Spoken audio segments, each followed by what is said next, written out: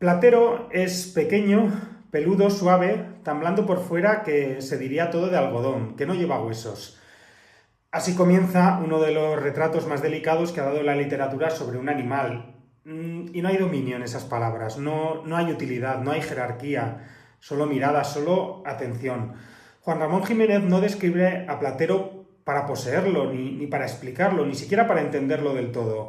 Lo describe para reconocerlo, para detenerse, para aceptar que hay formas de vida que no nos pertenecen y que sin embargo nos acompañan. Durante siglos los animales han estado ahí, trabajando, alimentándonos, sosteniendo ecosistemas enteros y permaneciendo casi siempre fuera de nuestras categorías morales, como un fondo, como un recurso, como una costumbre. Pero algo empieza a resquebrajarse en esa forma de mirar. Hoy sabemos que muchos animales sienten dolor, placer, miedo. Sabemos que tienen intereses propios, sabemos que no son cosas. Y cuando el conocimiento cambia, la pregunta ya no puede seguir siendo la misma. ¿Es suficiente con cuidar mejor o debemos repensar el lugar que les hemos asignado? ¿Dónde empieza nuestra responsabilidad y dónde termina la tradición? ¿Qué dice de nosotros una sociedad que ha aprendido a convivir con el sufrimiento animal sin mirarlo de frente? Tal vez, seguramente de hecho, no se trate de humanizar a los animales, sino de deshumanizar menos nuestra relación con ellos. Quizás se trate de aprender a mirar, como hacía Juan Ramón Jiménez, sin prisa, sin superioridad, sin la necesidad constante de justificarlo todo. Porque a veces cambiar el mundo empieza por transformar la forma en la que miramos a quien siempre estuvo ahí, en silencio. Soy Asier Gil, bienvenidos a Luces en la Niebla. En la UNED de Tudela, Luces en la Niebla. Hola, saludos desde la UNED de Tudela. Arrancamos la tercera temporada de este podcast en el que desde su inicio nos propusimos tratar de arrojar luz sobre temas complejos y espinosos, temas que a lo mejor llevan enquistados desde hace muchísimo tiempo, aunque nosotros no nos hubiéramos dado cuenta. Durante buena parte de la historia, la relación entre los seres humanos y los animales se sostuvo sobre una certeza apenas cuestionada, la de la superioridad. Los animales estaban aquí para trabajar, para alimentar, para vestir, entretener o experimentar. Y esa lógica, heredada de siglos de pensamiento filosófico, jurídico y religioso, apenas dejó espacio para la duda. No obstante, toda certeza comienza a resquebrajarse cuando el conocimiento avanza. Hoy sabemos, gracias a la etología, a la neurociencia o a la biología, que muchos animales no solo reaccionan, sino que también sienten, aprenden, recuerdan y sufren. Sabemos que experimentan miedo, placer, estrés y apego, y ese saber, ese conocimiento, ha provocado una grieta muy incómoda en nuestras prácticas cotidianas, porque si no son cosas, ¿por qué seguimos tratándolos como si lo fueran? Aquí deberíamos tener en cuenta un concepto clave para entender este momento en el que nos encontramos, la ampliación del círculo moral. Permítanme explicarme, durante muchos siglos ese círculo era un elemento estrecho. Primero, en él entraban solo algunos hombres. Después, con mucho esfuerzo, accedieron mujeres, minorías, personas racializadas y hoy ese círculo vuelve a tensarse desde dentro, preguntándose si puede seguir dejando fuera a millones de seres capaces de sufrir. No nos confundamos en este punto, no se trata de equiparar sin matices, sino de reconocer que el sufrimiento no pierde relevancia moral por no ser humano. Esta tensión se refleja también en el ámbito jurídico. En los últimos años, distintos ordenamientos han empezado a abandonar la consideración de los animales como meros bienes muebles, reconociéndolos como seres sintientes. Es un cambio de lenguaje, sí, pero también de horizonte, porque cuando el derecho nombra de otra manera, se empieza a pensar también de otra manera. Aún así, la distancia entre el reconocimiento formal y la transformación real continúa siendo muy amplia. El conflicto, lo saben ustedes perfectamente, se vuelve especialmente visible en aquellos espacios donde tradición, economía y costumbre se entrecruzan. Hablamos, por ejemplo, de la producción alimentaria intensiva, del uso de animales en espectáculos, de la experimentación científica o de la gestión del territorio. Son ámbitos en los que la pregunta ética no se formula desde un concepto abstracto, sino que incomoda porque exige revisar hábitos que están profundamente normalizados en nuestra sociedad. Y todo esto ocurre además en un contexto marcado por la crisis ecológica. Hay que tener en cuenta que la explotación animal no es solo una cuestión moral individual, sino un engranaje central de un modelo que tensiona ecosistemas, acelera el cambio climático y redefine nuestra relación con el planeta. Pensar la cuestión animal es por ello también reflexionar acerca de los límites del dominio humano.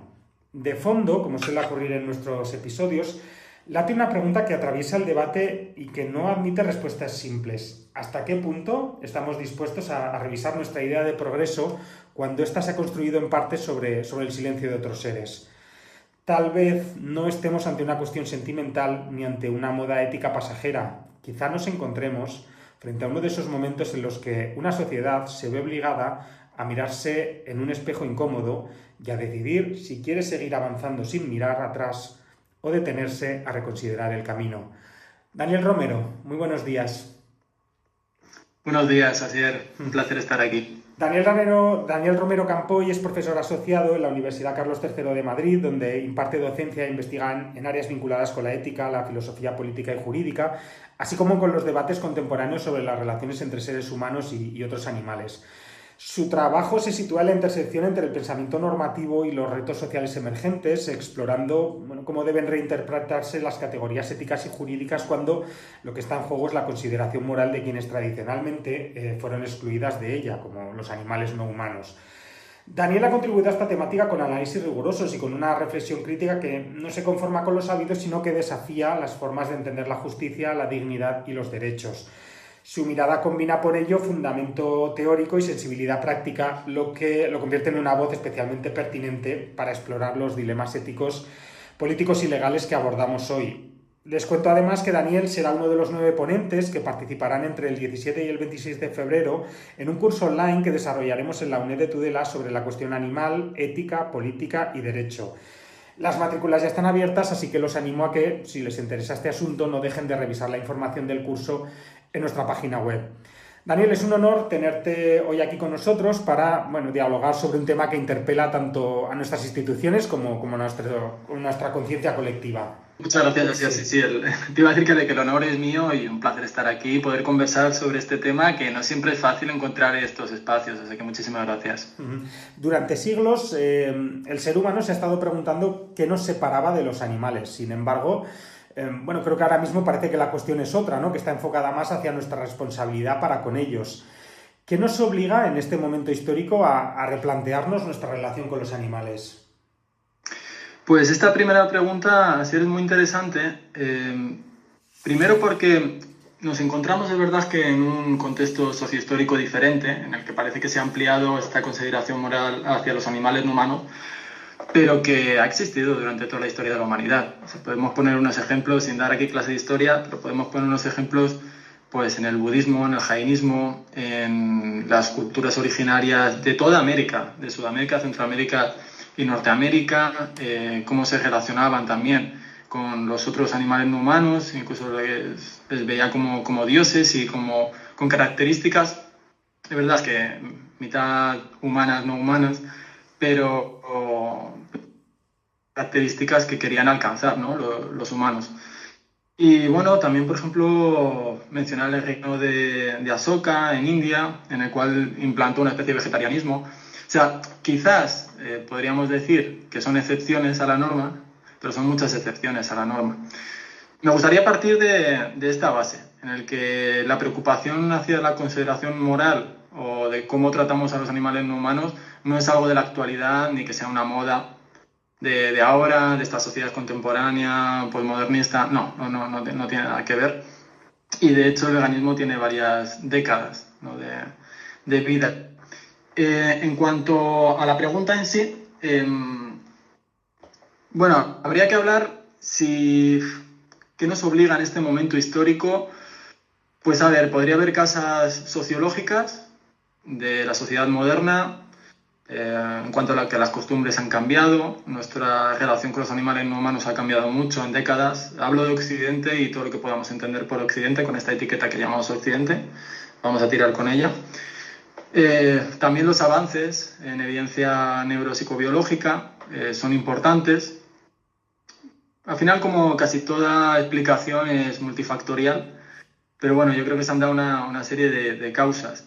Y en cuanto, claro, habría que preguntarse también una pregunta algo más general, que es ¿qué nos obliga moralmente hacia otros seres en general? Porque esa es la pregunta clave, no tanto en relación a los animales no humanos. Los animales no humanos, al final, es una conclusión de esta pregunta. Y esta pregunta habría que definir qué es moral, pero vamos a decir que es todo acto que pueda afectar subjetivamente a un tercero. Y la respuesta es que hay que comenzar con los animales sintientes, que son aquellos que tienen la capacidad de sentir subjetivamente, no solo dolor y placer. Cuando respondemos a esta pregunta nos damos cuenta que muchos animales no humanos son la respuesta a la pregunta. Pero bueno, aquí sin tampoco entrar mucho en detalle, también habría que hablar de si la ética es universal tanto para todo el mundo en la actualidad como universal en todos los periodos sociohistóricos, ese es un buen debate, o si la ética es contextual, ¿no? Bueno, hoy luego estamos los que estamos ahí un poquito en término medio. Como has citado las dos cosas, sí que te quería preguntar, ¿crees que todo este replanteamiento tiene más que ver con el cambio en nuestro conocimiento científico, en ese pues, haber investigado y saber que hay animales que sufren y padecen y sienten, o es más bien un cambio moral como sociedad? Depende de si quieres creer que hay un progreso moral, que eso también es otra cuestión. Realmente no sé exactamente las causas. Yo tengo mis sensaciones. Entonces te podría hablar, yo como Dani, las sensaciones que tengo son sensaciones razonadas y con ciertos conocimientos, pero tanto para explicarte aquí realmente lo que es, pues no. Yo creo que se debe a esta mezcla multifactorial. Desde el punto de vista sociológico, pues ha cambiado también nuestra concepción y nuestra sensibilidad hacia el resto, fíjate, no solo el resto de animales no humanos, sino también con el resto de humanos. A partir de, para mí un hito fue toda la concepción que se empezó a crear de los derechos humanos después de las atrocidades de la Segunda Guerra Mundial. Yo creo que, fíjate, que indirectamente esto ha favorecido también ampliar el círculo moral a los animales no humanos. Bueno, esto es una sensación mía también. Y desde luego que los avances en neuropsicobiología ayudan y dan razones de peso. Dan razones de peso porque ya no son meras intuiciones, sino que hay evidencia suficiente, y no solo para afirmar que sufren dolor o que sienten placer, sino que tienen personalidad, muchos animales no humanos, que tienen mucha riqueza personal y vital, que si quieres ya ahondaremos sobre ello. ¿Piensas que podríamos decir que este debate emerge cuando ya no podemos mirar hacia otro lado, que hay prácticas que son injustificables? Claro, ahora entendemos como injustificable lo que hace unos años era justificable. A mí me gusta siempre hacer los símiles con derechos humanos. Y, por ejemplo, en relación a la esclavitud o a la dominación sobre las mujeres, nos parecía lo más razonable y lo más natural. Y ahora nos parece algo salvaje. Y que desde luego que cualquier persona debería rechazar, ¿no? Incluso intuitivamente. Bueno, tampoco tengo una respuesta clara sobre esto. Es contextual. Yo sí que creo, y sí que contextualizando en ciertas culturas ha habido un progreso moral y se ha ampliado el círculo moral. Se debe a mayor sensibilidad, a mayor conocimiento, pero siempre contextualizado. Bueno, podríamos poner muchos otros ejemplos en el que no ha habido ese avance moral, no ha habido esa educación sentimental, y me cuesta generalizar en ese sentido. El concepto de especismo ha ido ganando presencia en el debate público. ¿Hasta qué punto seguimos normalizando una jerarquía moral basada únicamente en la pertenencia a una especie? Pues, bueno, hablando del concepto de especismo, esto es un debate dentro del mundo del animalismo. ¿Qué entendemos por el especismo? Y aquí vamos a encontrar a diferentes autores y autoras con diferentes concepciones, ¿no? Definiciones. Podríamos decir de forma muy básica que es la discriminación por razón de especie. ¿Pero qué es la discriminación? Claro, aquí tenemos que ir en cascada definiendo los conceptos. Quizás no de una forma muy rigurosa, pero muy explícita, es la diferenciación no justificada. Aquí no viene otro debate, que es lo justificado y lo que no es justificado. Y encontramos pues muchísimos enfoques, muchas posturas que a veces están incluso contrapuestas. Pero bueno, vamos a entender que es la diferencia no justificada por razón de especie, ¿no? El trato que le damos. Dicho esto, y respondiendo a si seguimos normalizando esa jerarquía moral, también yo me preguntaría si de toda jerarquía viene la consecuencia lógica de la dominación o la opresión. Creo que sí que hay un vínculo histórico y que ha sido así, pero creo que teóricamente no tendría por qué ser. Y a lo mejor, bueno, no hablamos de jerarquías, pero sí que ahora podemos hablar de prioridades en la consideración moral. Y creo que en esa prioridad o en esa escala no tendría por qué venir, al menos teóricamente no tendría que conllevar esa dominación u opresión. Pero sí, seguimos normalizando esa jerarquía porque en parte nos interesa y es muy fácil normalizar y justificar lo que nos interesa a nivel de especie y a nivel de individuos. Todo siempre tiene esa visión, una visión más general y una visión más particular personal, pero que bueno, desde la psicología tanto cognitiva como social nos damos cuenta de que al final, bueno, tiene esas dos visiones, ¿no? ¿Crees que es más difícil cuestionar el especismo porque lo tenemos profundamente normalizado ya desde la infancia? Ese es uno de los factores. Si echamos la vista atrás de cómo ha sido nuestra educación, vemos que las gallinas, las vacas, los cerdos estaban muy felices en condiciones horribles, nos pintan las granjas como algo amable. Bueno, primero, que actualmente casi no hay granjas como tal, son industrias, pero aún así las seguimos llamando granjas. Sin dar marcas, pero la vaca que ríe, siempre que aparecen los anuncios, pues los animales están muy bien, están felices. Eso va calando, vamos normalizando que bueno, si nuestros padres y nuestras madres nos dan de comer esto y nos han dicho que es necesario, porque si no vamos a poder tener enfermedades o incluso morir, pues todo este discurso va calando y al final somos seres culturales, altamente culturales, en el cual la realidad es como la vemos, no como es. Entonces sí, totalmente es uno de los factores. En los últimos años yo creo que es evidente que se han dado diversos avances legales en materia de protección animal, pero también hay muy fuertes resistencias de parte de la sociedad. ¿Por qué crees que la cuestión animal genera tantas tensiones culturales y políticas? Pues quiero creer que porque somos animales.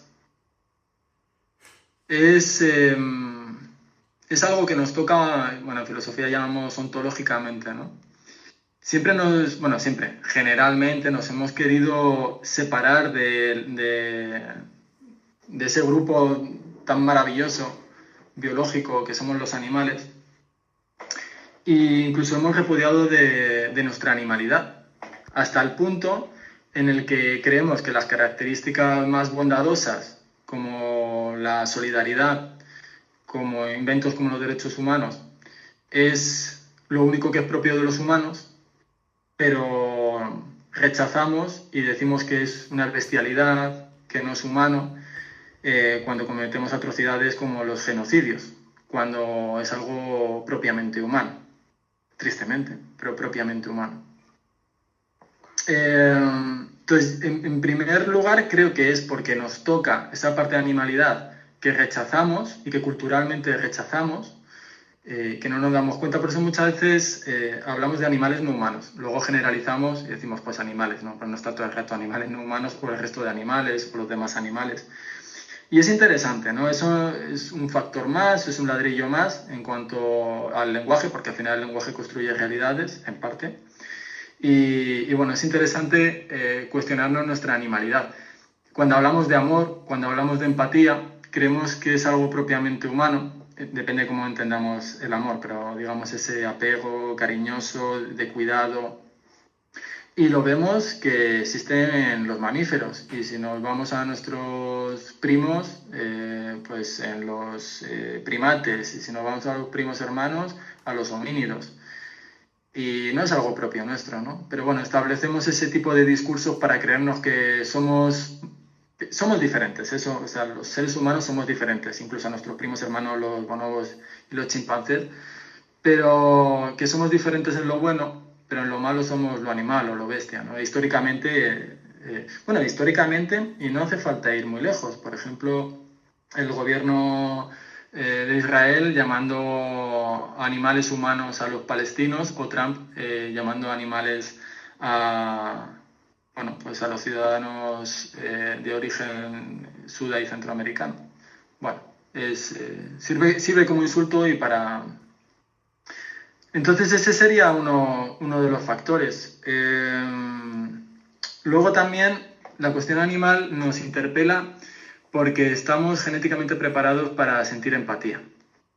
Aquí también están los círculos de compasión y de empatía. Y hay un principio en psicología, es el principio de afinidad, que es cuanto más se parece alguien a uno, tendemos a simpatizar más o a empatizar más. Por eso es más natural, que no se quiere decir que sea bueno, pero es más natural sentir más empatía por un chimpancé que por una cucaracha, por ejemplo. Hay muchos factores. El último que me gustaría destacar, porque es que podríamos estar con cada pregunta una hora, pero creo que me gustaría destacar por qué crea tantas tensiones culturales y políticas. Porque tiene que ver con la identidad que nos construimos. La identidad es una de las cosas más difíciles que tenemos los seres humanos de cambiar a nivel también personal. Por eso crea tanta reactividad cuando nos interpelan con... No solo en la cuestión animal, cuando nos interpelan en ideología o en valores, porque en realidad nos sentimos atacados a nuestra identidad, nos lo hacemos personal. Y cuando empezamos a reflexionar sobre la cuestión animal, al final tiene que ver con la gastronomía, tiene que ver con quiénes hemos sido y qué hemos hecho, cómo tratamos al resto. Y es algo que más que algo teórico tiene que ver con algo más identitario, algo más de los sentimientos. Entonces, ese es otro factor. Y podríamos nombrar también los intereses, desde intereses económicos a intereses de poder. Como estás viendo, muchas veces doy como pildoritas de psicología y neurociencia. Me parece que la filosofía, aunque yo venga de filosofía del derecho, no de filosofía pura, pero creo que no se puede entender bien la complejidad con profundidad sin ver otras ramas del conocimiento. Y bueno, pues eso, los intereses, al final intentamos, nuestro cerebro lo que hace es que justifica lo que hace. Entonces, si hacemos el cambio, empezamos a justificar el cambio. Es interesante. ¿Crees que muchas de estas resistencias nacen más del miedo al cambio o de la sensación de que al final se está cuestionando un modo de vida? Yo creo que las dos cosas, Asier.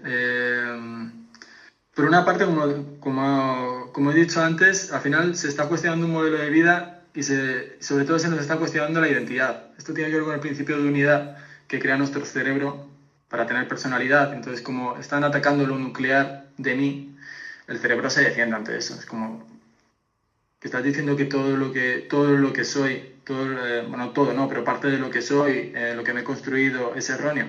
El cerebro tiende a simplificar y a seguir una continuidad. Entonces vamos a encontrar un montón de sesgos cognitivos que nos van a impedir estar abiertos.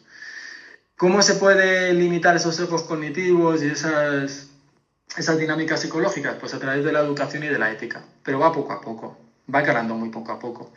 Por eso también me parece, aparte de ser moralista, me parece contraproducente abordar estos temas desde la culpa, desde el juicio. Bueno, primero porque no estoy de acuerdo y segundo porque es contraproducente.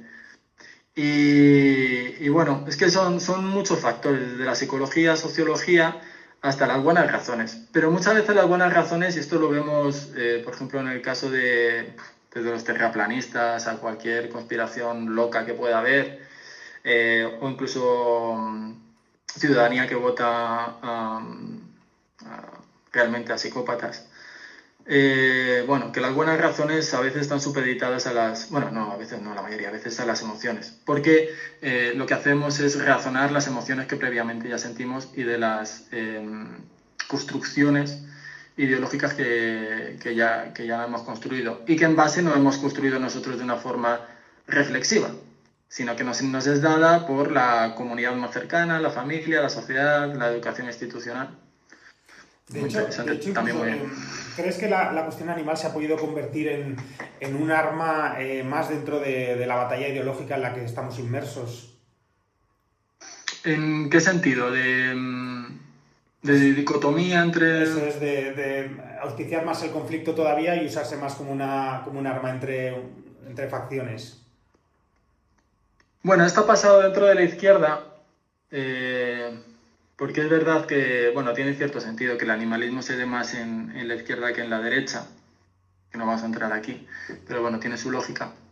Al menos en España sí que ha habido ese debate, ¿no? Entre partidos, incluso dentro del mismo partido, porque al final, bueno, hay políticos que realmente creen, dentro de los partidos políticos que creen en la causa, y luego hay una parte como, bueno, pues las dinámicas que establece la política, que es aprovechar los filones que ven en la sociedad y que se sienten en la sociedad para sacar rédito electoral.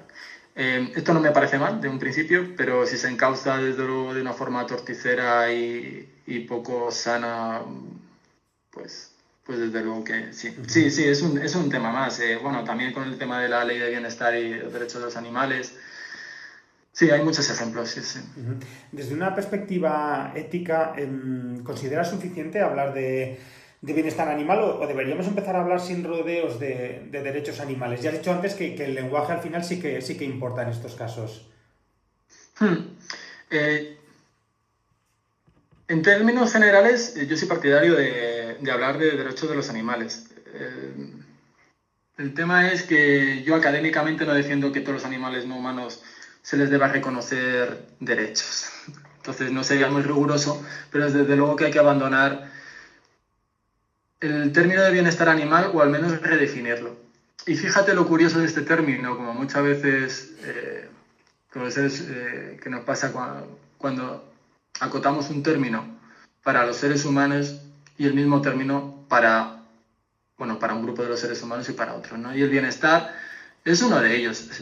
A nadie se le pasa por la cabeza hablar de bienestar humano hablando de esas condiciones de bienestar que tienen los animales no humanos. A nadie. Sería el infierno. Sería, un trato cruel, inhumano, degradante, y estaría muy lejos de hablar de bienestar. Al final son eufemismos que utilizamos, para tranquilizarnos, porque sí que nos preocupa la cuestión animal.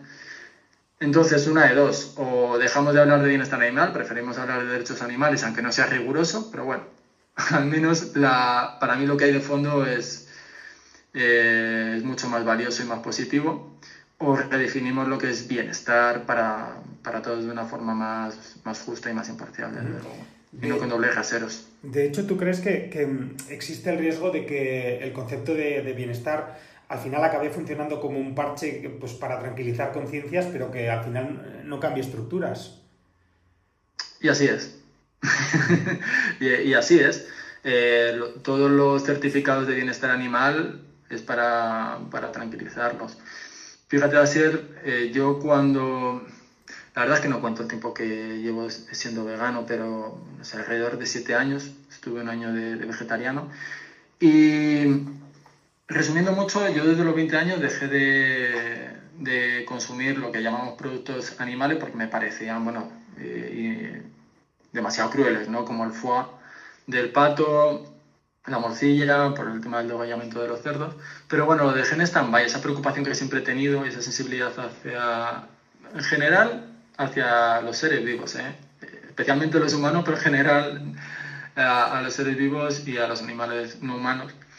La dejé en stand-by hasta que, pues más o menos 3 años de dar el paso al vegetarianismo, que luego en un año siguiente di al veganismo,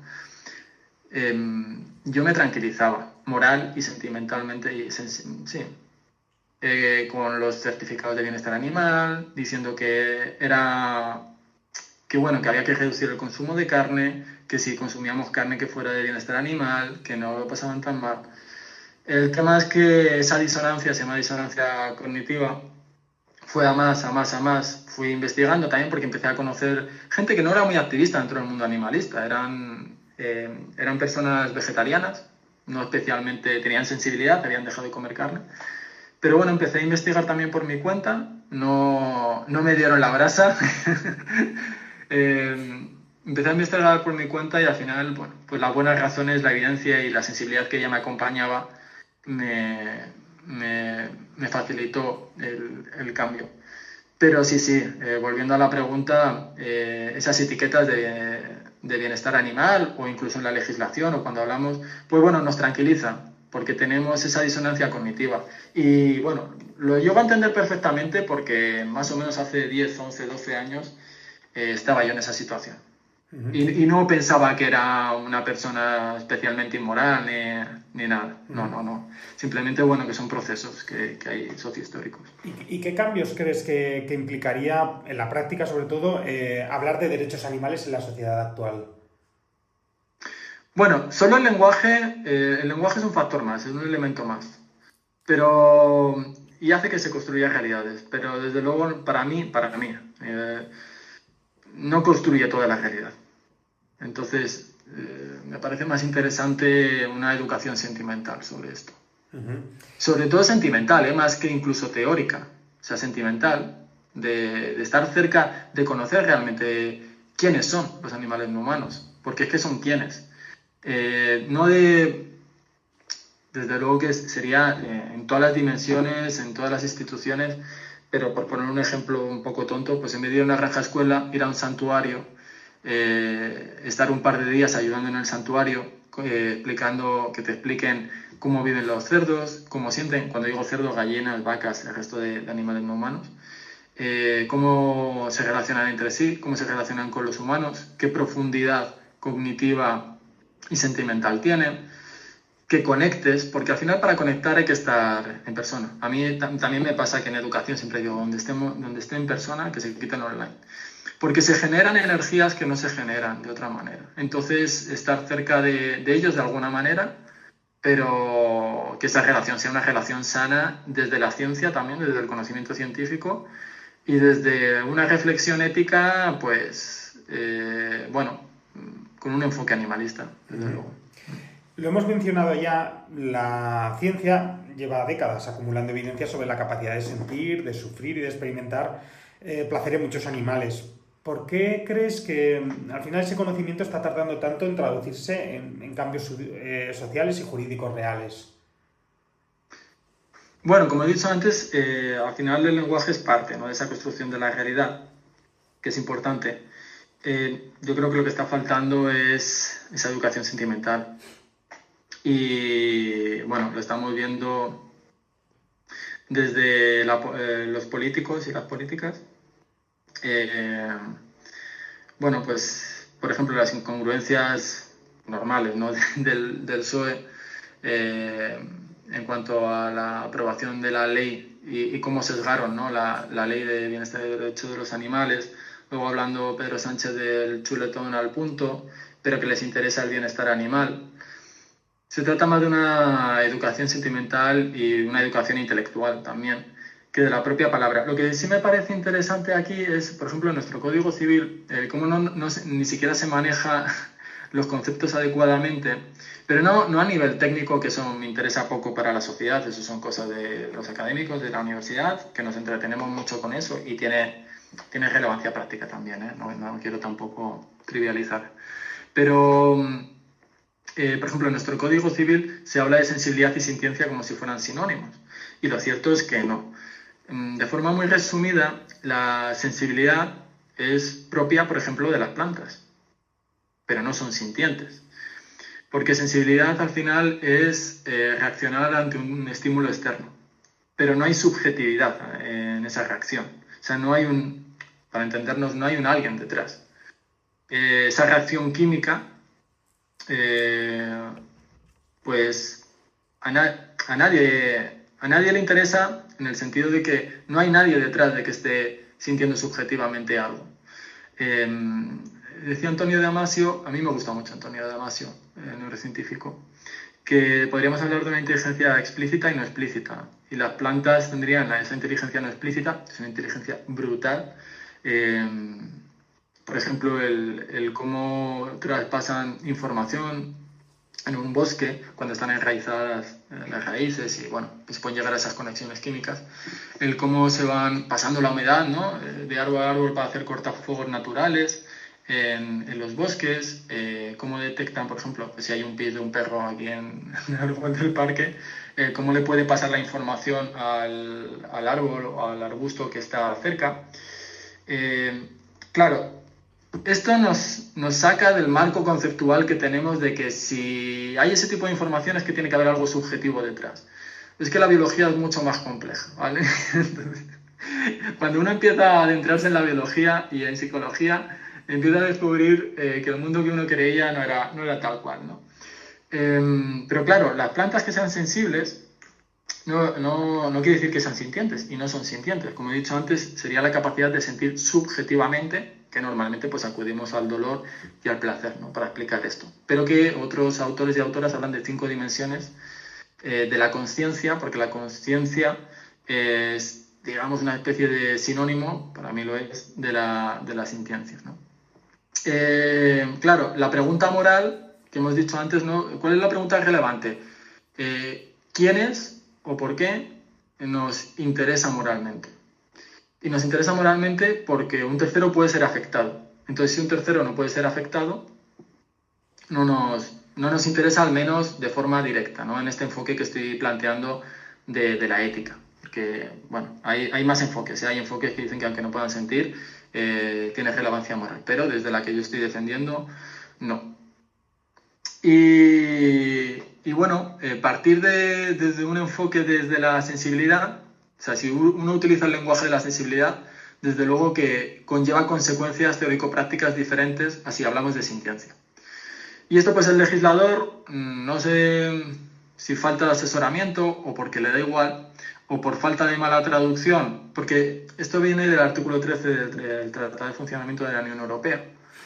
Y no sé si porque también lo tradujeron mal, no se sabe, pero bueno, utilizan de una forma ya no solo errónea, es que sino incoherente estos términos.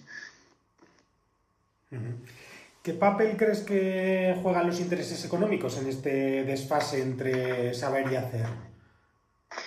Bueno, los intereses económicos, no voy a descubrir yo nada, están en todos los ámbitos. Y cuando hablo de intereses económicos son intereses de poder y relaciones de dominio y de poder, que son muy humanas, son muy de primate, son muy de homínido. Hay que rechazarlas desde un punto de vista ético, pero hay que comprenderlas desde un punto de vista etológico. Pero bueno, ciñéndonos a lo económico y a la cuestión animal, pues bueno, una de las grandes industrias es la cárnica, otra la de los huevos, otra pues, la de la leche, otra la de la explotación animal, otra la de la explotación animal en zoos. Y así te podría poner muchos ejemplos. Hay mucho lobby de presión, pero bueno, es que no es solo la cuestión animal, también con el tema del alcohol o de la alimentación. Entonces, bueno, el interés económico está ahí y quien hace esos lobbies y quien puede presionar para legislar o incluso quien legisla, pues de forma directa o indirecta tiene sus intereses económicos. Y bueno, está esa fricción social entre lo que muchas personas querrían y luego lo que es. Hay quienes sostienen que ampliar el círculo moral hacia los animales puede debilitar la defensa de los derechos humanos. ¿En tu opinión esta es una preocupación fundada o una falsa dicotomía? No diría que es falsa dicotomía, pero muchas veces es como se expresa así. Deberíamos preguntarnos primero cómo doy rodeos para responder. Eso es muy de filósofo. pero hay que responder en 2 minutos esta pregunta. Primero habría que preguntarnos qué son los derechos. Y cuando respondamos esa pregunta, que también, pues fíjate, en filosofía del derecho da para tesis, ¿no? ¿Qué son los derechos? Pero bueno, digamos que son justificaciones legítimas que tienen ciertas personas como basadas en buenas razones. Y creemos que esas únicas buenas razones justificadas, pues, es solo los seres humanos y por el hecho de ser seres humanos. yo creo que hay que ya pasar esa lógica que es totalmente deficiente y hay que ver qué otras buenas razones son, ¿no? Una de ellas es la sentencia. Para mí no solo, para mí es la subjetividad. Y dentro de la subjetividad, con muchos peros y muchas pinzas, creo que sí que se puede indagar más en mayor profundidad o riqueza subjetiva o no. Y aquí pues vuelvo otra vez a los estudios, por ejemplo, de Jonathan Bertsch y otras compañeras sobre las 5 dimensiones de la conciencia, porque la conciencia, sintiencia, no solo es, digamos, como un flujo de conciencia, sino que hay varias dimensiones y bueno, dentro de esas dimensiones se puede establecer una escala, pero dependiendo contextualmente, bueno, en fin, es más complejo. Perdona, Sier, porque al final me he ido con lo de los derechos, y de si había algún conflicto o falsa dicotomía. Bueno, pues si entendemos que los animales deberían poder reconocerse derechos, habría que ver si se pueden reconocer derechos, si es tal dicotomía o no. Y aquí yo creo que sí que juega la falsa dicotomía. A mí me gusta establecer el símil de cuando se le empezaron a reconocer, afortunadamente, derechos y titularidad jurídica y consideración moral, como debe ser, a las personas racializadas o a las mujeres, si eso iba en detrimento de los derechos de los varones blancos. Alguien diría sí, y otro diría no, eran privilegios, no eran derechos, porque los derechos tienen que estar justificados y tienen que estar basados en buenas razones, y no lo eran. Entonces, en términos generales, no. Es una falsa dicotomía que establecemos como sistema de defensa, es decir, como empezamos a reconocer derechos a los animales humanos, entonces va a ir en contra nuestra. De hecho, mi trabajo principal en la universidad es investigar en estos conflictos que puede haber, pero también en la armonización de los conflictos y los puntos positivos donde interaccionan, donde ensamblan, y que te diría más, el reconocimiento de derechos de los animales no humanos rema a favor de los derechos humanos. Es que a veces da la sensación de que este debate fuera como una competencia entre víctimas. Y yo creo que al final la ética no se puede ser expansiva sin tener que restar valor a otras luchas que también estén encima de la mesa. Totalmente así. Y si hubiera conflictos, analizarlos contextualmente, ¿no? Por ejemplo, el veganismo puede ser llevado, yo soy muy de ética también contextual, o sea, universalizable, ¿no? De que hay unos principios básicos que deben ser universalizables, no universales, pero también contextual. Yo creo que es un mandato moral en Occidente que quien pueda hacer, porque no son obligaciones que se llaman en filosofía obligaciones supererogatorias, que quiere decir que están por encima de lo que se le puede exigir a un ser humano, ¿no? Y por ejemplo, pues si tienes alergias a la leguminosa, a las legumbres, que no es la fuente de proteína vegetal, pues hombre, se hace muy difícil ser vegano. Pero bueno, contextualizando, creo que debe ser un imperativo moral que todas aquellas que vivimos en Occidente o en sociedades, culturas, en el que podemos llevar un estilo de vida vegano, que no es un estilo de vida, que es un enfoque ético, pero bueno, que debemos serlo, porque al final es reducir al mínimo nuestra dominación, opresión y sufrimiento hacia los animales no humanos. ¿Qué ocurre? Que hay contextos culturales en los que no puede ser, porque por ejemplo no tienen acceso a la vitamina B12 que nos tenemos que suplementar, y entonces necesitan de otra forma, ¿no? Y a veces, o no solo por la B12, sino que necesitan proteínas y las encuentran en otros animales. Bueno, pues una ética contextualizada. Por cierto, sí que me gustaría hacer una apreciación, Asier, que no es filosófica, es práctica, que curiosamente en las culturas occidentalizadas, pues en realidad todos nos suplementamos B12, porque la B12 al final, no es una bacteria como tal, pero se crea esa bacteria a través de, si no me equivoco ahora, porque hace un montón que no lo repaso, pero del cobalto que está en la Tierra. Entonces los animales no humanos, como las vacas, cerdos y demás, la sintetizan en vitamina B12, que es balamina. Bueno, como me está escuchando un químico, se va a acordar de mis padres. Pero bueno, entonces dicen que es de origen animal. En realidad no es de origen animal, sino que la obtienen a través de rumiar o de comer, ¿no? en la tierra. Lo que ocurre es que con la industria que tenemos ahora de explotación a los animales no humanos, se la tienen que suplementar, porque están hacinados. Entonces, tenemos esa imagen idealizada de las digo cuatro vacas porque es que a porcentaje son 4 vacas las que están pastando y es así que no hace falta suplementarlas. Pero seamos veganos o no veganos, estamos suplementándonos B12. Para quien esté escuchando y no me crea, pues que google y busque información. De hecho, hay estudios, yo en algunos artículos pongo artículos de la propia industria, o sea que no hay ningún interés. ¿Cuál es el nivel de suplementación de la B12 dentro de la industria cárnica? Y te lo hacen estudios de las empresas que suministran, ¿no? La B12. Entonces, bueno, no es un argumento filosófico, pero sí que me parece interesante que cuando siempre nos dicen bueno, que tenéis que suplementar. Y aparte, que otra cosa que no sé si saldrá durante la conversación, ¿no? Que no caigamos en la falacia naturalista, de lo que es natural es bueno, ¿no? Siempre pongo el mismo ejemplo. Es de lo más natural del mundo las agresiones sexuales, no solo en el mundo del resto de animales, sino también en los humanos, y no por eso es bueno. Y como este ejemplo, 10.000 más. Esto es lo que llaman la falacia naturalista. También hay que hacer mención a la falacia moralista, ¿no? Que es, bueno, la realidad no es así, pero como tiene que ser, creo que quiero que sea así, ¿no?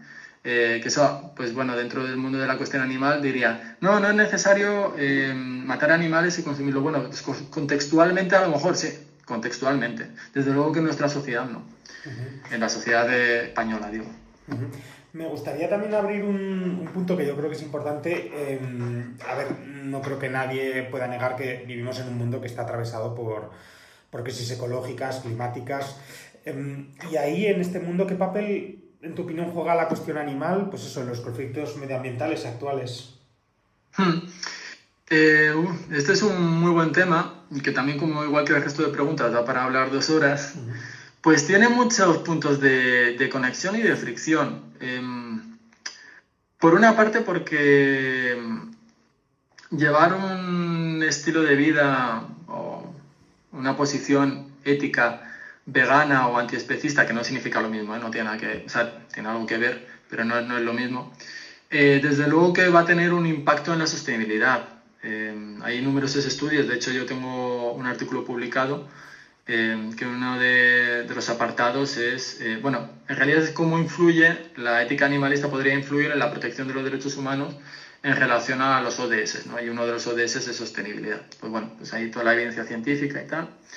Y aquí es que hay unanimidad, es decir, llevar una dieta basada en plantas, que no es veganismo, pero bueno, digamos que el veganismo, una de las características es la dieta basada en plantas, pero por respeto y protección a los animales no humanos, es decir, es una posición ética, pero una dieta basada en plantas es inmensamente más sostenible que una incluso que incorpore poco, pero llamados productos de origen animal, ¿no? Como huevos, algo de carne y tal. Entonces, por una parte es una de las consecuencias de llevar este estilo o esta posición ética, llevarla a cabo.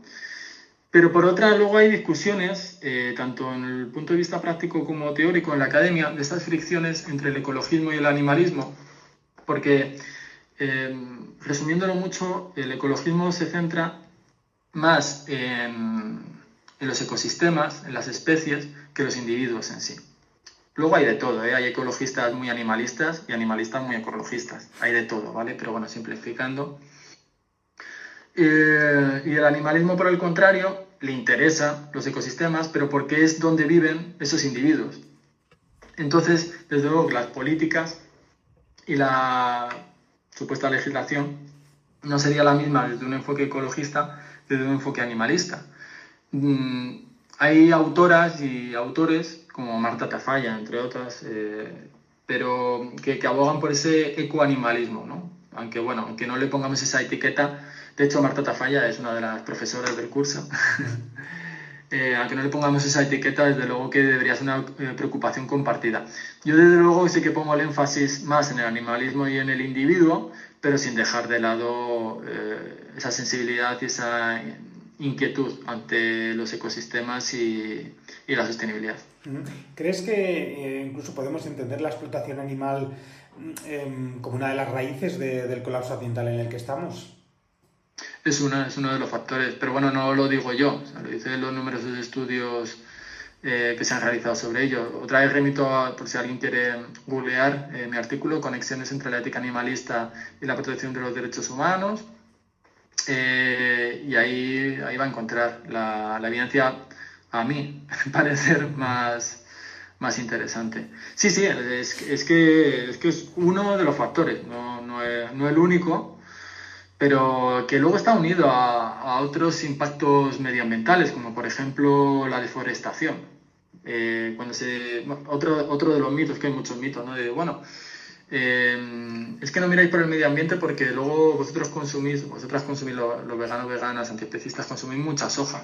Bueno, ahora mismo no recuerdo el dato exactamente, pero varía entre el 80 y pico % de la producción de soja va destinada a alimentar a animales no humanos que luego se comen muchas personas. Y el consumo humano, pues eso, no sé si estaban en 10 y algo. Es que no me acuerdo ahora mismo el tanto por ciento. Entonces, desde luego que la deforestación, que por ejemplo se produce en Brasil, no es por los veganos, ¿no? O sea, es que es incontestable. Hay cosas, mira que yo soy te he contestado a muchas cosas como depende, contextual, ahora mismo no te podría decir, porque intento ser riguroso y, bueno, y no pillarme los dedos cuando creo que no debo. Pero es que en esto la evidencia es tan clara que es que tengo que ser muy firme en esto. Sí, es uno de los grandes factores. ¿Y qué cambia cuando dejamos de ver a los animales, pues eso, únicamente como recursos dentro de los ecosistemas? Pues mira, a nivel personal, si tienes esa disonancia cognitiva y emocional, duermes mucho más tranquilo. Si no tienes esa disonancia, seguirás durmiendo tranquilo, ¿eh? Eso no... Pero yo de las cosas que mejor recuerdo de haber dado el paso es de sentirme mucho más coherente conmigo mismo, con lo que venía sintiendo, intuyendo y que no quería hacer caso, ¿no? Esa parte también, pues, bueno, pues, como he dicho antes, ¿no? Si echamos mano de la psicología cognitiva, sesgos cognitivos y tal, hay que entenderlo, somos así, nos cuestan los cambios que tienen que ver con nuestra identidad, pero si finalmente podemos conseguirlo, desde luego que es algo que al menos a mí a nivel individual me ha dado mucha paz interna, muchísima paz. Luego te cambia mucho de perspectiva, hablando con otras compañeras y compañeros, el círculo de empatía y compasión se amplía, pero se refuerza en el caso de los seres humanos. Abrazas más tu animalidad, o puedes llegar a habilitas a abrazar más tu animalidad, esa animalidad que tiene que ver con las emociones, que tiene que ver con el cuidado de tu gente cercana, que tiene que ver también con lo justos que somos, cómo aplicamos el principio de imparcialidad, que no es el único principio de justicia, pero es uno de los pilares básicos. Tiene que ver con muchas cosas, desde el punto de vista teórico y personal. Te voy a empujar ahora, yo creo que a uno de los ámbitos fundamentales en este debate, que es al final el del modelo de producción alimentaria industrial que tenemos, ¿no? Que yo creo que es un poco pues, uno de los grandes puntos ciegos que tiene este debate ético contemporáneo.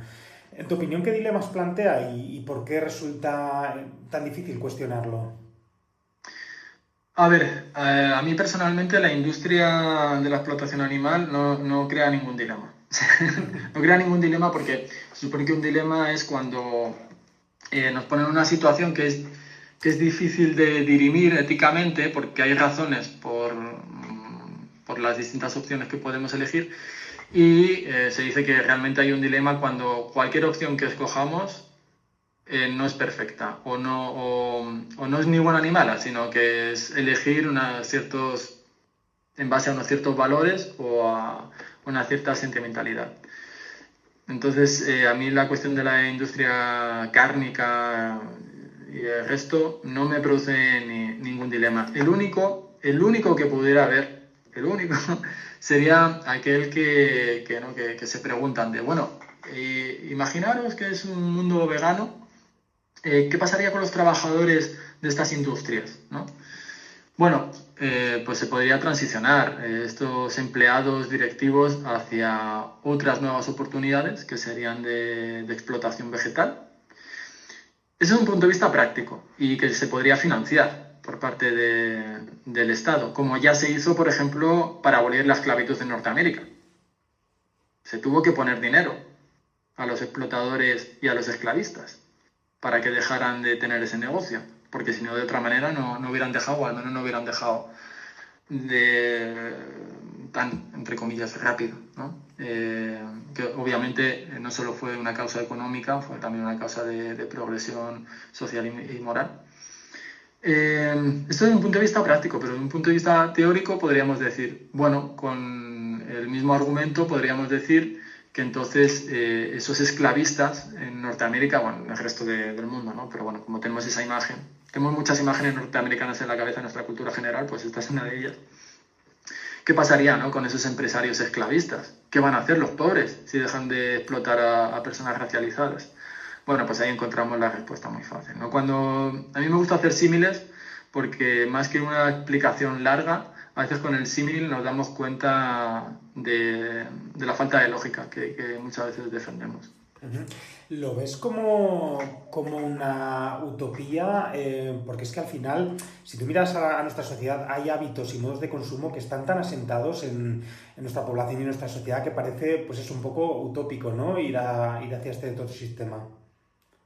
Sí, las utopías son muy funcionales. Desde luego que si queremos alcanzar esa utopía, primero, en un corto espacio de tiempo, pues nos vamos a frustrar y nos la van a negar porque obviamente las utopías como los derechos humanos, como el discurso de derechos humanos, que eso hace siglos era la mayor utopía del mundo, pues mira, al final se ha llegado a conseguir, aunque ahora estemos en un momento en que parece que estamos dando marcha atrás y estemos en un punto de no retorno a la protección de derechos humanos, pero bueno, ese es otro tema. Sí que sirven, independientemente de que se cumplan o no, sí que sirven como objetivo, como luz al final del túnel, como camino al que dirigirnos. Entonces, la utopía, yo no creo ni que vea el 5% de lo que yo defiendo en papel, y bueno, lo que yo defiendo cuando estoy en algún medio, pero es el camino que hay que seguir, primero porque si realmente cualquiera que nos esté escuchando piensa que es el camino correcto, yo creo que la forma del bienestar personal que tenemos es ser coherentes, ¿no?, con los valores que, dentro de lo que nos deja el mundo, ser coherente en la medida de lo posible con los valores que defendemos teóricamente. Y luego, en punto de vista político y social, porque es la forma de avanzar, ver utopías. Yo creo que también el movimiento de las mujeres crea utópico, ¿no?, de donde estamos ahora, y fíjate que todavía nos queda muchísimo camino para alcanzar ciertos ideales de los feminismos.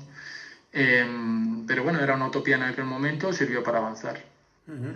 Ahora mismo lo veo muy lejos. Lo veo muy lejos al final del camino. Porque además, ¿hasta qué punto crees que nuestra relación con la comida, al final condiciona, ¿no?, también nuestra disposición a afrontar este debate? Sí, totalmente. Otra vez aprovecho lo que acabas de comentar, Asier, para hablar de la identidad. Lo que comemos es gastronomía, y la gastronomía es cultura, y la cultura es identidad. Y como te he comentado antes, una de las cosas más difíciles, pero por cómo funciona nuestro cerebro. O sea, luego hay factores de psicología social, pero también de psicología cognitiva, de cómo funciona nuestro cerebro, que todo lo que sea un cambio de esa identidad nos va a costar. Y ese cambio tiene que ser propio. Obviamente van a venir pues educación sentimental desde fuera, desde otras personas, de instituciones, van a venir buenas razones que nos van a hacer chocar con ciertas ideas que tenemos, pero que ese camino, ese proceso lo tenemos que hacer nosotras y nosotros individualmente, porque tiene que ver con la identidad. Y no puede venir nadie de fuera a cambiar tu identidad. Tú puedes cambiar el comportamiento y puedes velar la coherencia entre los actos y quién eres. Pero el quién eres y quién quieres ser tiene que ser un trabajo individual.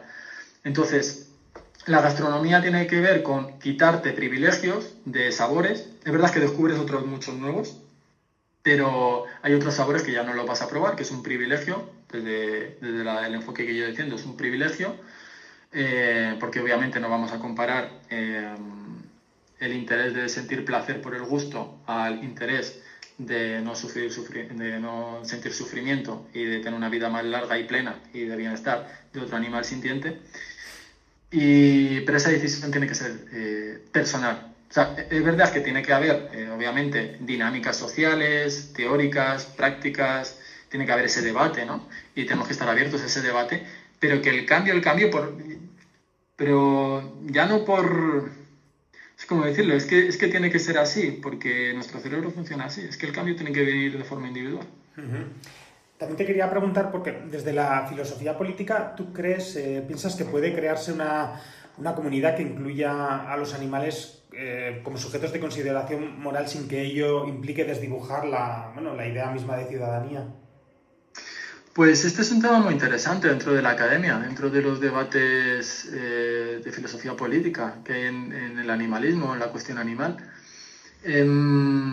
Hay posturas, por ejemplo, de otro ponente y amigo, que es José Luis Rey, que habla de ciudadanía animal, en base también pues, al famoso libro de Zoópolis, de Sue Donaldson y Wayne Kimlicka. Yo no estoy en ese enfoque, a mí no me vas a ver en ese enfoque. Yo creo que se puede defender los derechos de los animales no humanos sin acudir a la ciudadanía. Creo que el término de ciudadanía, no me gustaría ponerme técnico y no voy a hacerlo, pero creo que es algo que solo tiene un encaje teórico dentro de comunidades humanas. Uh-huh. Pero bueno, a efectos prácticos, claro, esto tiene que ver con la igualdad, que todos los ciudadanos son iguales, pero bueno, luego también se reconocen derechos fundamentales derechos humanos a personas que no son ciudadanas, ¿no? Por el mero hecho de ser seres humanos en este caso, pero sería pues por el mero hecho de ser seres sintientes se deberían reconocer una serie de derechos, independientemente de que sean considerados o no ciudadanos. Uh-huh. De hecho, ¿qué tipo de representación o qué tipo de protección necesitarían los animales en una comunidad política humana? Pues el primero que debemos acudir, pero no el único, pero al menos ese primer paso, los que se llaman los derechos de no injerencia, que son los no agredir, no matar, dejar ser, dejar estar. Esos son los primeros, pero no los únicos. También se habla de los derechos asistenciales. A lo mejor te sonará lo de los derechos negativos y positivos, pero a mí esta terminología no me gusta, no voy a entrar en ello, pero no me gusta. Y los derechos asistenciales tienen que ver más con los derechos de ser cuidado, con los derechos de ser asistido. Y bueno, tiene que ver con servicios sociales, tiene que ver con solidaridad. Y obviamente, sí, también son derechos que deben ser reconocidos. No tiene que ser de forma escalonada, porque de hecho actualmente asistimos a los animales no humanos. Por ejemplo, en lo que entendemos por naturaleza, ¿no? En los bosques y demás. Cuando hay un incendio, incluso aunque no sea ocasionado por un ser humano, cuando hay un incendio rescatamos y salvamos las vidas de muchos animales que viven en esos bosques o bueno, en la naturaleza. Y no les reconocemos derechos. Bueno, o sea, no tiene por qué ser escalonado, pero creo que sí que pondría la prioridad, digamos, en esos derechos de no injerencia, y si no queremos hablar de derechos, obligaciones al menos, obligaciones de no injerencia, poniendo la prioridad pero sin excluir tampoco a los otros. Uh-huh. Y es que me has dicho que no querías o entrar en el término de ciudadanía, pero déjame emplearlo para preguntarte si crees que como sociedad estamos preparados para una noción de ciudadanía que sea menos antropocéntrica. A nivel personal, creo que no, que chocaría mucho. Sí que establecemos ese tipo de incoherencias de que los animales llamados domésticos, los perros, gatos, son parte de la ciudadanía y muchos humanos lo piensan así, lo sienten así. Y bueno, yo creo que por parte de la sociedad en general tampoco le parece una locura tremenda, ¿no? Si en cierta parte, aunque sea de forma coloquial y no jurídica, ¿vale? Porque tiene unas implicaciones tremendas, ser considerado ciudadano o no ciudadano, tremendas. Pero a nivel coloquial yo creo que mucha gente nos asustaría, ¿no? De que dijéramos que son una especie de ciudadanía. Uh-huh. Y ya entrando en el ámbito jurídico, porque sí que es verdad que algunos países pues, ya están comenzando a reconocer a los animales como seres sintientes. ¿Crees que se trata de un cambio simbólico o que en realidad puede traer y tener consecuencias prácticas profundas? Pues te voy a contestar otra vez que depende. Que depende del contexto. Simbólico, sí, la mayoría de veces yo creo que es simbólico. Yo creo que es simbólico porque luego seguimos explotando, como estamos explotando a los animales explotados en granja, porque siguen estando en zoos, porque, bueno, en fin, porque no ha habido cambios, ¿no? En ese sentido. Luego, por ejemplo, encontramos la ley de bienestar y derechos de los animales que excluyen a ciertos perros por la utilidad. O sea, dentro del trato discriminatorio, este es de los más soeces y crueles que hay. O sea, que a los animales se les diferencia moralmente, sí, moralmente y con protección jurídica diferente, simplemente por la utilidad que da al ser humano. Eso es de una crueldad y de una soez. A mí, aparte que me toca personalmente, porque siempre he sentido mucha sensibilidad con los perros utilizados en caza. Yo ahora convivo con una galga que fue abandonada, la encontraron en una autovía, y me sé de muchísimos casos. Bueno, pues es excluida, ¿no? Por la protección de esta ley.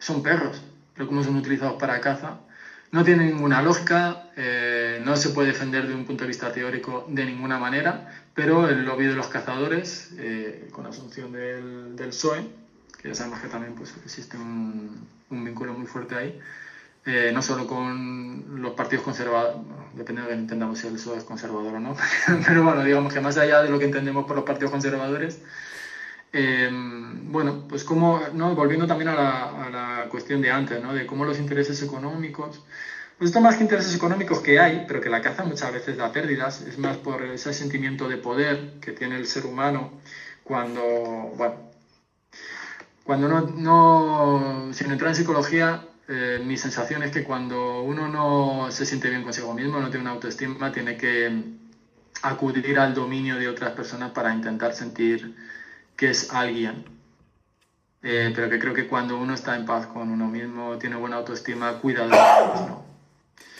Bueno. También te quería preguntar, ¿qué ámbitos del derecho crees que notarían antes este cambio de enfoque? Bueno, los ámbitos ya se están empezando a... bueno, pues claro, contestando a la pregunta de antes, sí que se han visto, por ejemplo, cambios en alguna sentencia de lo civil, en el que ya las juezas y los jueces acuden a este término de sintiencia del Código Civil, las modificaciones que se han hecho, ¿no?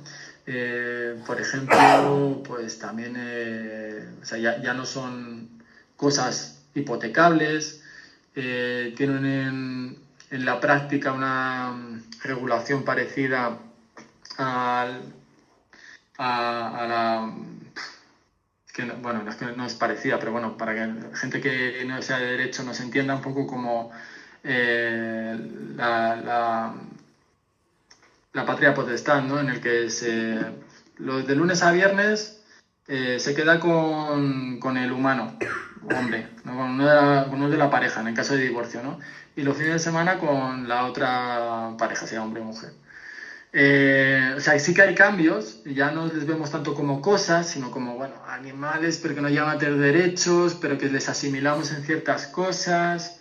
Entonces sí que tiene, ¿no? Y contestando a esta segunda pregunta, pues sí, en legislación civil ya se ve, en legislación hipotecaria y bueno, o sea, algo sí que se ve, ¿no? Pero... Son pinceladas, los cambios son pinceladas. ¿Y te da miedo que este reconocimiento al final se quede en un plano, pues eso, meramente decorativo, o crees que hemos entrado ya en una fase que ya no tiene vuelta atrás? Pues no sé, así es, depende del día. Esto me pasa también con casi todos los temas. Yo no voy a dejar de luchar por lo que creo que debe ser y bueno... Pues yo no quiero utilizar un lenguaje bélico, pero bueno, defender, ser coherente, ¿no? Con mis valores. Pero depende del día, si me levanto optimista, creo que sí, que hay muchos cambios, que por ejemplo cada vez hay más personas antiespecistas, veganas, que hay mayor sensibilidad en las culturas occidentalizadas. Eso cuando me levanto de buen ánimo, creo que el cambio es posible y a pesar de que uno también sí sabe la historia, ¿no? Sabe que cuando hay un progreso hay una reacción a ese progreso y que hay un retroceso. Aunque bueno, nunca es así, ¿no? El progreso moral a veces es así, pero va yendo de atrás adelante.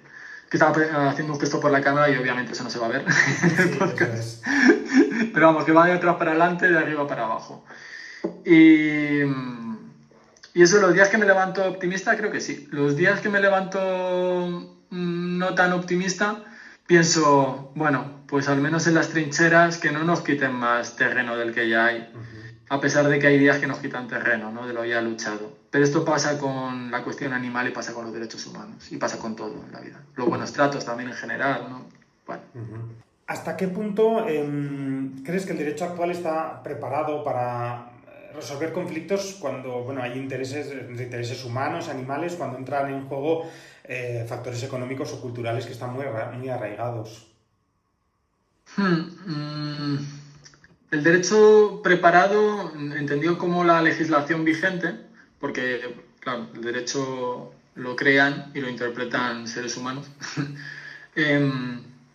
Pero bueno, hay una cosa que se llama, digamos en teoría crítica, uso alternativo del derecho, que es con el derecho que hay intentar interpretarlo con ciertos valores y tal, para conseguir consecuencias jurídicas justas, aunque el derecho no sea tan justo.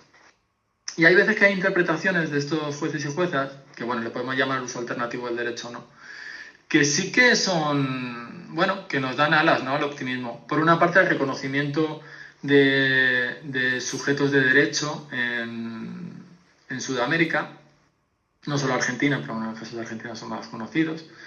También porque bueno, el Código Civil argentino habilita esa interpretación muy ajustada, pero bueno, lo interpreta. Pero aquí en Europa también encontramos sentencias en el que, fíjate, no solo se trata de un conflicto de armonización de derechos fundamentales entre humanos, sino la convivencia entre uno de los principios, que es uno de los principios del Tratado de Funcionamiento y por tanto de la Unión Europea, que es el bienestar animal, con derechos fundamentales. Y esto hay una de las sentencias más características, que también la podéis encontrar en otro artículo que tengo, que creo recordar, pues desde hace muchos años, de la cuestión animal, 3 casos de conflicto. Y uno de ellos habla, en el caso de la carne kosher y halal, pues el método que hacen pues causa más sufrimiento. Paradójicamente en un principio no, en los orígenes, pero ahora sí, que el método más occidentalizado, digamos. Y cómo los tribunales de Europa dicen, bueno, a veces la libertad religiosa se tiene que amoldar, no ceder, pero amoldar al bienestar animal. Entonces, podéis seguir haciendo esos métodos de tal forma, como la hagáis, pero de tal forma que respete la legislación sobre el bienestar animal. Y esto a alguien que entienda de derecho le va a sorprender, porque es como, bueno, ¿cómo va a ceder, digamos, el ejercicio de un derecho fundamental entre el bienestar animal, ¿no? Esto es un hito. Y bueno, vemos ejemplos. No es lo general, pero vemos ejemplos. Entonces sí, desde luego los factores económicos y de intereses y de poder y tal van a ser lo general, ¿no? Y lo particular, lo excepcional van a ser esas sentencias. Pero bueno. ¿Y qué crees que pesa más hoy en día en esta clase de conflictos? ¿El interés económico o la tradición cultural? Bueno, muchas veces la tradición cultural va de la mano de los intereses económicos. No siempre, porque hay tradiciones que no dan beneficios. En todo caso, priman tanto la economía y la tradición a posiciones éticas, más vanguardistas o más progresistas. Es que volvemos a lo mismo, es que no entiendo la filosofía sin la psicología. Entonces, como la tradición tiene que ver con la identidad, y no solo la identidad personal, sino la identidad como pueblo o como comunidad, que eso integra parte de la identidad personal y se construye recíprocamente, pues cuesta mucho, ¿no? Voy a hablar un poco de memoria. Creo que decía Joaquín Sabina eso de, a mí me gustan los toros, pero sé que está mal. Creo que fue él quien lo dijo. Fernando Savater, como sabe que el argumento de la apelación a la tradición, él es taurino, de hecho tiene un libro, Tauroética, defendiendo esta posición. Él sabe que la apelación a la tradición no es un argumento de peso. O sea, bueno, eso creo que lo sabe cualquier persona, ¿no? Pues si hacemos el símil otra vez con los derechos humanos, bueno, la mutilación genital femenina es una tradición en algunas culturas y no por eso está justificado, ¿no? O sea, la tradición no justifica nada, eso lo saben hasta quienes defienden la tauromaquia en este caso. Y dice Savater que, bueno, que es verdad que ahí, y creo que dice algo así de ahí los animalistas tienen como la lucha ganada, dice, pero, y dan una serie de otros argumentos, ¿no? Pues económicos, culturales, bueno, según ellos, quiero decir, o sea, educativos, ¿no? De nobleza, de saber convivir con los animales, de tú a tú, de valentía. Bueno, hablando en plata, o dicho de forma kantiana, chorradas que se inventan para justificar esa tradición, ¿no? Porque, ya, bueno, yo lo explico desde un punto de vista psicológico, que entiendo que sigan defendiendo eso. Lo que pasa es que cuando la incongruencia es tan fuerte entre nuestra identidad o nuestras tradiciones con las razones basadas en ética, pues bueno, pues tenemos que a veces hay gente con cierta autoridad de nombre que dice unas chorradas tremendas, ¿no? Como es el caso. Y luego también me gustaría preguntarte si consideras que el derecho puede ser una herramienta de transformación moral o que únicamente se dedica a establecer regulaciones mínimas. Bueno, el derecho interpela a las dinámicas sociales, porque forma parte. Y se han visto, hay estudios, yo aquí no me voy a pillar los dedos y no voy a decir mucho, pero sí que conozco que hubo estudios después de la ley que aprobaba el matrimonio entre personas del mismo sexo, que hubo estudios antes y después de la ley, y después de la ley mucha más gente estaba a favor, porque se normalizó. No te podría decir que eso se pueda generalizar, porque el derecho, cuando va tan en contra del sentir de la sociedad, lo que a veces pasa es que se droga, porque el partido político va a perder votos, eso desde el punto de vista práctico. Desde el punto de vista teórico, que como no se va a aplicar, pues es derecho, una de las preguntas, ¿no?, de filosofía del derecho. ¿Es derecho el derecho que no se aplica? Sí. Pues, bueno, no sé. En este caso, creo que también podría haber un poco de eso, un poco de una legislación progresista de mayor reconocimiento de derechos animales o, bien entendido, bienestar animal, bien entendido. Sí que sería positivo, pero que desde luego que si hubiera una regulación de un cambio de paradigma total, creo que no sería aplicable e incluso contraproducente. Como bueno, te podría poner otro ejemplo. Los primeros borradores, sobre todo el primer borrador de la Ley de Bienestar y Derechos de los Animales, era una ley muy ambiciosa, desde mi punto de vista muy positiva, muy positiva, muy ambiciosa. Cuando lo vieron algunos políticos, algunos sectores de la sociedad, de lobbies económicos, políticos y demás, la echaron para atrás tanto que al final, bueno, pues se quedó una ley incluso que en algunos aspectos contraproducente, ¿no?, a la finalidad que quería conseguir. Cuando queremos ser tan ambiciosos con el derecho y nos pasamos de frenada, por mucho que queramos y que sabemos que es lo justo y que sabemos que es el camino, las cosas son más difíciles que legislar.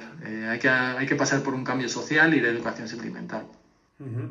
Quería hablar también contigo sobre la tradición, pero ya has puesto ya has subrayado mucho cuál es tu opinión sobre esto, pero sí que andando un poco en eso, ¿dónde a tu juicio debería situarse el límite entre el respeto cultural y a la tradición y la crítica ética? Pues mira, es una gran pregunta porque el pluralismo cultural es uno de los valores de los derechos humanos.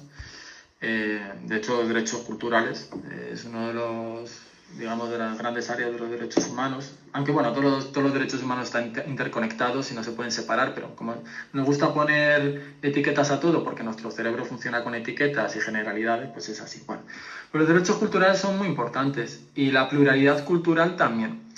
Siempre hago un inciso, la pluralidad cultural, o sea, la pluralidad en sí no es buena éticamente, de por sí. Porque puede haber una pluralidad de posiciones éticas, por ejemplo, cercanas al nazismo, y esa pluralidad no la hace buena, ¿no? Prefiero que haya una que respete los derechos humanos que haya una y cuatro cercanas al nazismo, ¿no? Por poner un ejemplo tonto, pero que se ve claro. Ahora, en la práctica esa pluralidad sí que hay que defenderla. Hay que defenderla. Y claro, cuando esa pluralidad choca con otros derechos, porque no solo con los posibles derechos o el reconocimiento de los derechos animales humanos, también pasa con los derechos humanos. Bueno, pues hay que intentar armonizar, hay que encontrar un punto de ponderación entre esos intereses. Yo en el caso de la cuestión animal lo tengo claro que el criterio de la sentencia va a estar por encima del pluralismo cultural. Salvo que tenga que ver con intereses de supervivencia y demás. En el artículo antes que te he comentado, el tercer caso de conflicto es, por ejemplo, con los pueblos originarios o indígenas. Claro, ahí cambia mucho la argumentación, ahí cambia muchísimo. Y aparte porque, como he dicho antes, el cambio tiene que venir desde la persona, pero el cambio tiene que venir desde los pueblos. O sea, no podemos venir desde fuera a imponer nada. Primero porque no funcionamos así los seres humanos en conjunto, como comunidades humanas y como individuos. Y segundo porque no me parece una posición ética correcta. Creo que hay que entrar en el diálogo de las buenas razones, pero que el cambio tiene que venir de las propias comunidades humanas.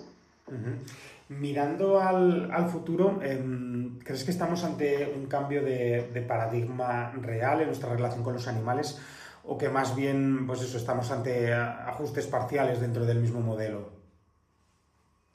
Sí, bueno, pues esto sí, te podría contestar con lo anterior que te he dicho, que depende de cómo me levante el día. De si me levanto optimista o no me levanto optimista.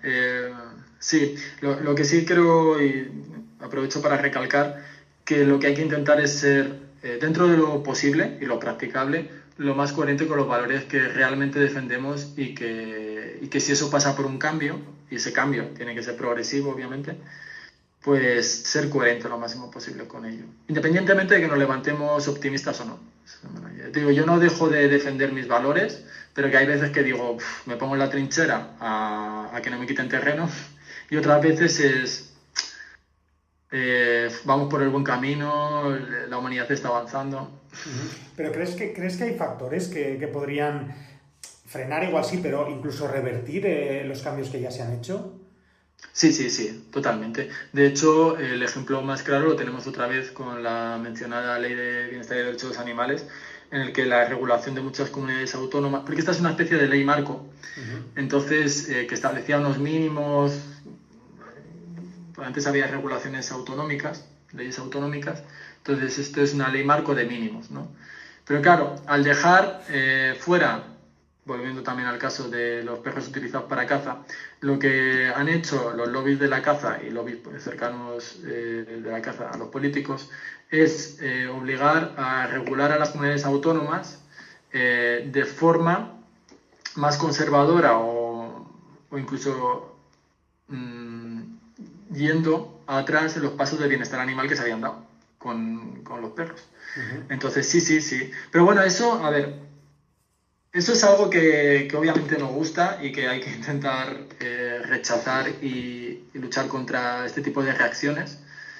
Pero bueno, uno lee y ve la historia y sabe que esto siempre ha funcionado así. Que cuando hay un progreso, hay una reacción al progreso. Y a veces esa reacción es mucho más fuerte. Podría ponerte otro ejemplo, que es, por ejemplo, después de la Primera Guerra Mundial, a través de la Liga de las Naciones, pues se intentó, establecer una cierta paz, ¿no? Claro, pero no solo, o sea, hubo como una especie de progreso moral, pero si no acompañan luego a la realidad, que también lo que pasó, pues las sanciones que pusieron a Alemania y todo eso lo que generó socialmente en el pueblo alemán, que fue apoyar el nazismo. Y fíjate, la vuelta para atrás en el progreso moral que se dio, ¿no? no solo con la Alemania nazi, eran también otras culturas y otros estados, pero bueno, por poner así. Entonces sí, tenemos que contar con este tipo de reacciones. ¿Y qué señales o qué pasos crees que nos indicarían que al final ese cambio sí que es estructural y que no es solo cosmético? Pues muy buena pregunta a la que no tengo la respuesta. Yo creo que progresivamente...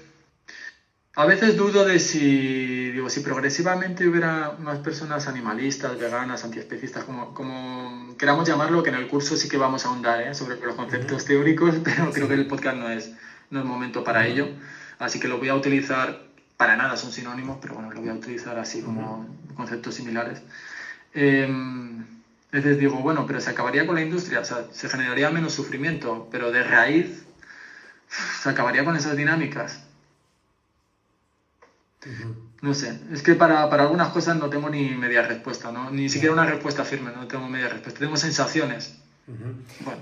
Sí que quiero que para terminar pues plantearte una pregunta más de fondo, que es la de ¿qué dice nuestra manera de tratar a los animales sobre el tipo de sociedad que somos y también sobre la que aspiramos a ser?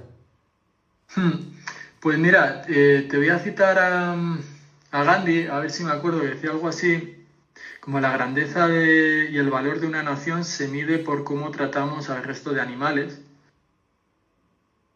Creo que en parte sí es así, por las dinámicas psicológicas de empatía y de compasión.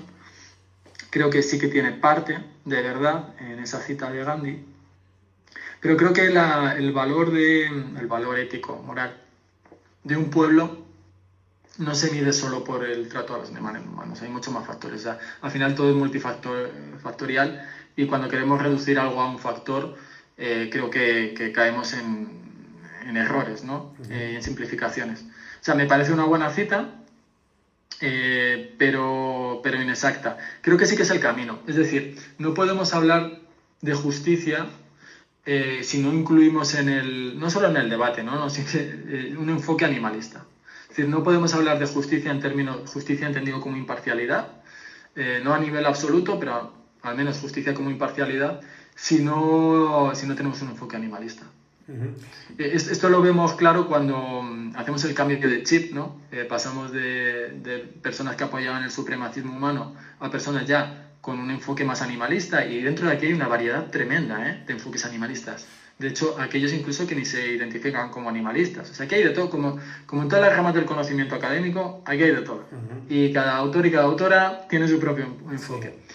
Pero creo que para hablar de justicia tiene que estar el tema y se tiene que tratar desde un enfoque animalista, al menos para poder hablar de justicia. Si no, va a quedar una justicia sesgada, una justicia que discrimina a la mayoría de animales. Y por ponerte un dato, y bueno, que no ha salido con el tema de la industria, en uno de los estudios de biomasa de mamíferos, son muy malos recordando números, como has podido comprobar, pero quiero recordar que solo el 4% de la biomasa de mamíferos eran animales considerados salvajes, el 30 y algo eran humanos y el resto, o 20 y algo, es que no me acuerdo, bueno, está ahí el estudio, y 60 o por ahí, o más de 60, es que no me acuerdo, eran animales utilizados en la industria. O sea, eran mamíferos utilizados en la industria.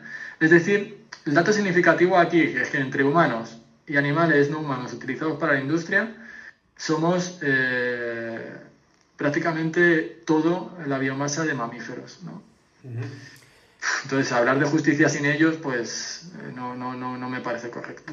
Sí que igual, como dices, no define nuestra esencia como sociedad, pero igual esa relación que tenemos con los animales sí que puede funcionar como un termómetro moral de en qué punto estamos. Sí, o sea, lo que creo es que no es el único factor para hablar de valor de un pueblo, valor ético de un pueblo. Creo que no es el único factor. Pero como he comentado, sí tiene que estar.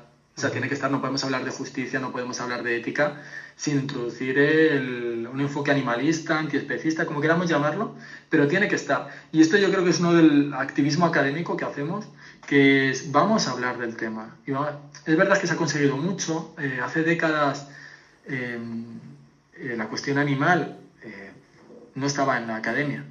No estaba en la academia. Hubo el llamado giro animal y se empezó a introducir. Y de hecho tuvo más impacto en la academia que en la sociedad en algunas décadas.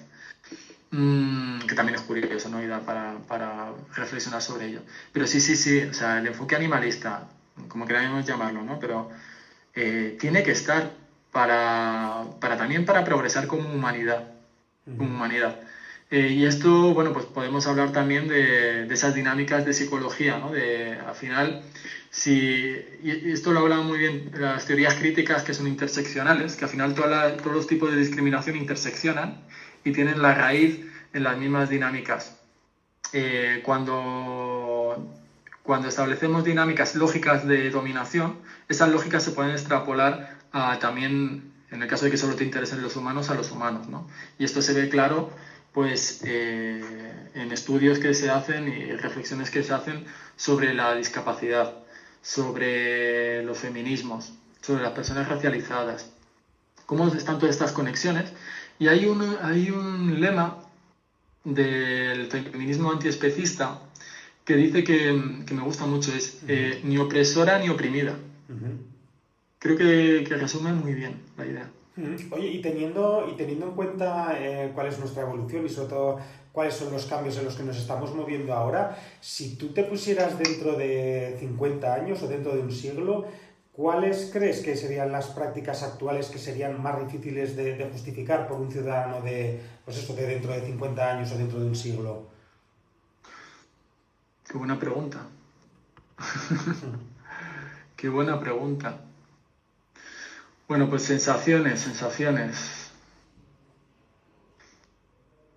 Fíjate, te voy a decir los zoológicos. En eso sí soy optimista. Creo que los zoológicos, por suerte, les va a quedar poquita carrera vital. ¿Qué más? Y vamos a pensar en ellos como ahora pensamos aquellas culturas tradicionales de pueblos que tiraban cabras de un campanario. Creo que lo vamos a pensar de los zoológicos. Creo que lo vamos a pensar de ciertas regulaciones que están avanzando, por ejemplo, con el tema del foie de los patos, este tipo de cosas. Pero tampoco soy más optimista para decirte cosas así más de raíz.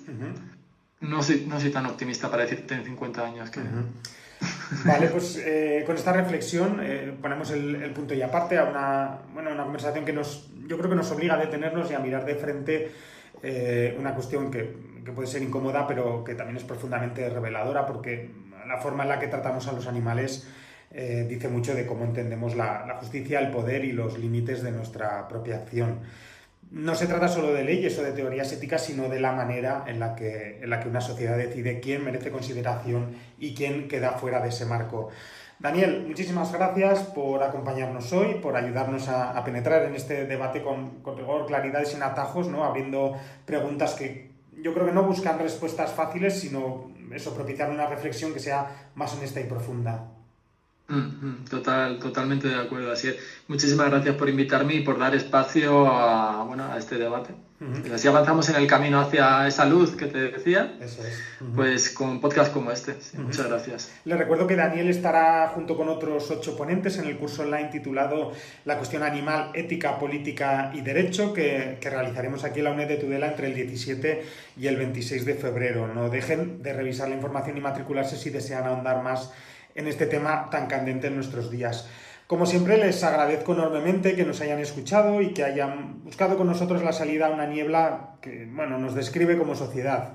Siempre habrá temáticas complejas, debates que incomoden y certezas que merezca la pena revisar. Si ustedes conservan intacto ese deseo de conocimiento, esa ansia por comprender, tengan bien seguro que aquí en la UNED de Tudela siempre les dejaremos encendidas luces en la niebla. Hasta la próxima. En la UNED de Tudela, luces en la niebla.